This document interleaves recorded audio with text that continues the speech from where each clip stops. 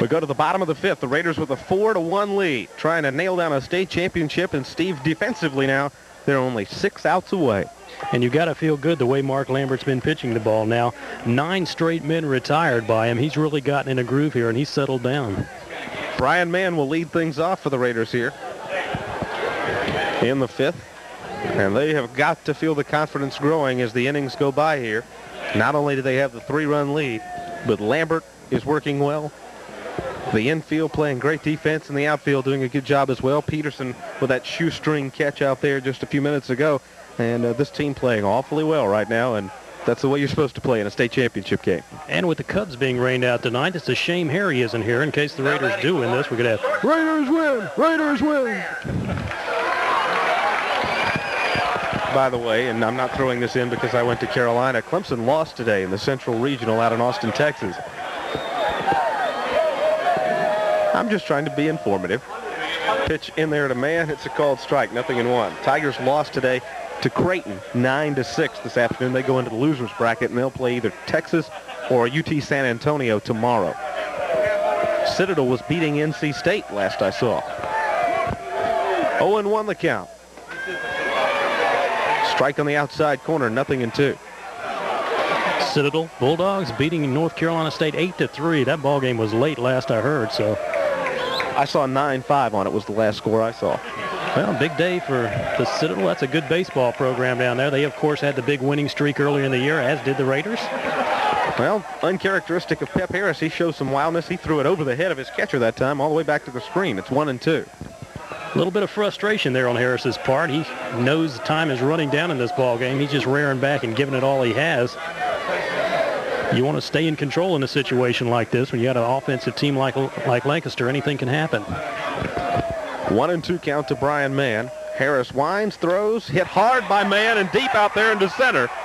And that ball is out of here. And the Raiders lead it 5-1.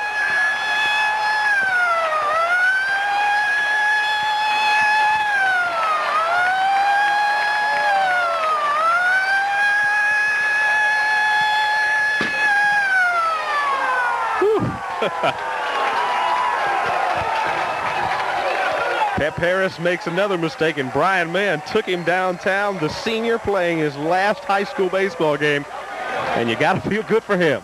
Well, Pep Harris has no one to blame but himself for that pitch. He came inside the pitch before, thrown wildly to the backstop, and Brian Mann got one in the wheelhouse, and he took that one deep. Peggy Prescott, the coach's wife, down there celebrating. No doubt the Raiders' #1 fan, and she is certainly enjoying herself right now as the Raiders have a 5-1 lead. I guess we can give her a title. Peggy Prescott, First Lady of Lawrence baseball. That's exactly right. Are we going to have a pitching change? We have some discussions going on. Nope. Everything will stay the same. Ed Prescott talking with the umpire. Brian Mann leads off the fifth with a home run to center. And the Raiders' 2 homers tonight haven't been cheap, Steve. They've been hit a mile. Well, Harris coming inside, challenging the Raider batters with the fastball, and the Raider batters showing him that Monday night may have been not completely a fluke. They can hit the ball hard, and they've shown it already twice on 2 big home runs here tonight.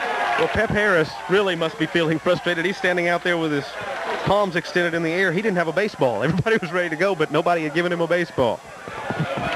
The wind, the pitch, that's inside to Johnny Ray, 1-0.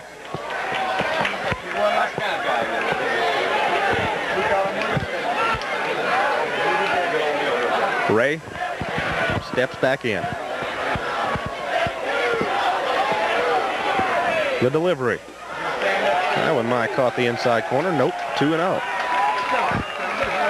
Harris really looking frustrated out there on the mound after that home run by Brian Mann.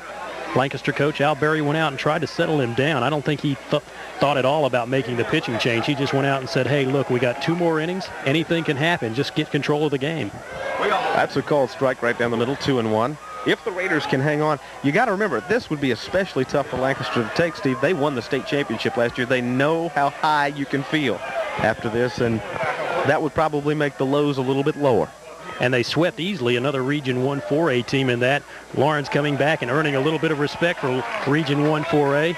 And you got to feel good. I know the other teams in Region 1 4A feel good about it after the way they saw Raiders play this year. Ball 3 to Johnny Ray. 3-1 the count. Ed Prescott looking over at his troops, trying to keep that intensity level up. They lead by 4 runs here in the bottom of the 5th.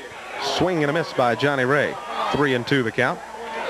Nobody out here in the bottom of the 5th. Brian Mann led off the inning with a home run to left center field.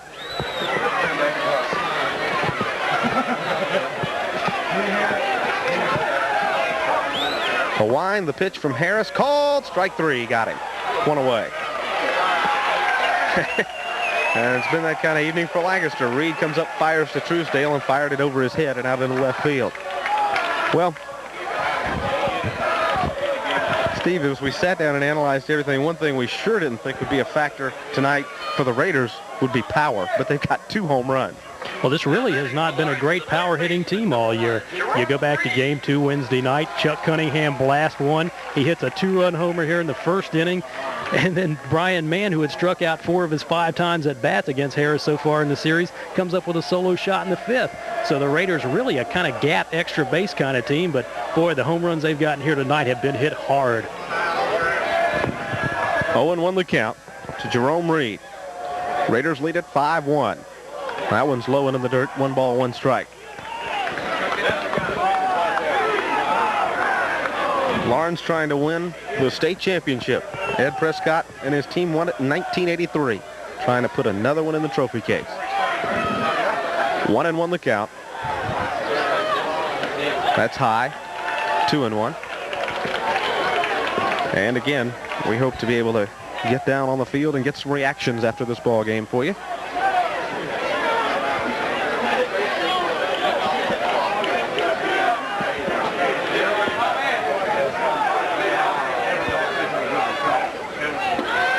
That ball right on the outside corner, 2-2.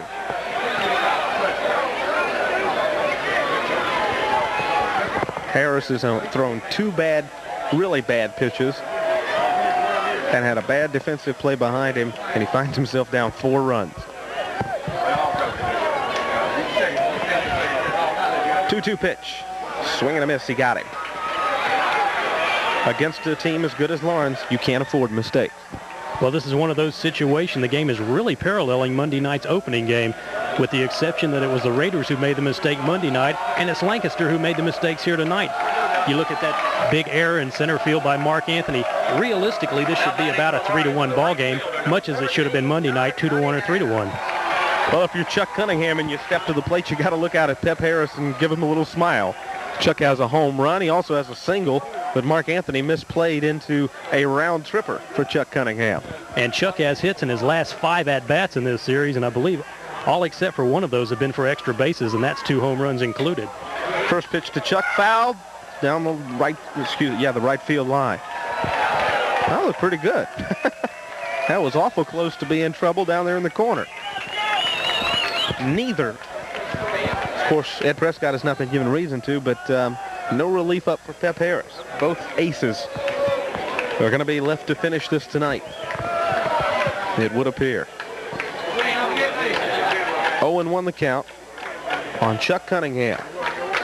Lawrence 5, Lancaster 1. We are in the bottom of the 5th, 2 down, nobody aboard.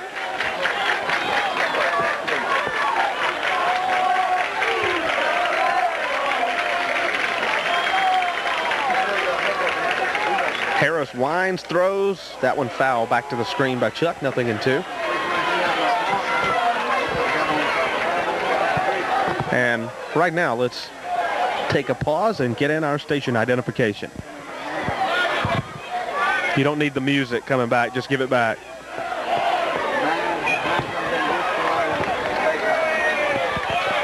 Back at the ballpark. 0-2 count to Cunningham. Swing and a miss. He got him. But the Raiders get another one on a leadoff home run by Brian Mann. We go to the 6th. It's Lawrence 5, Lancaster 1, and we will be back in 60 seconds.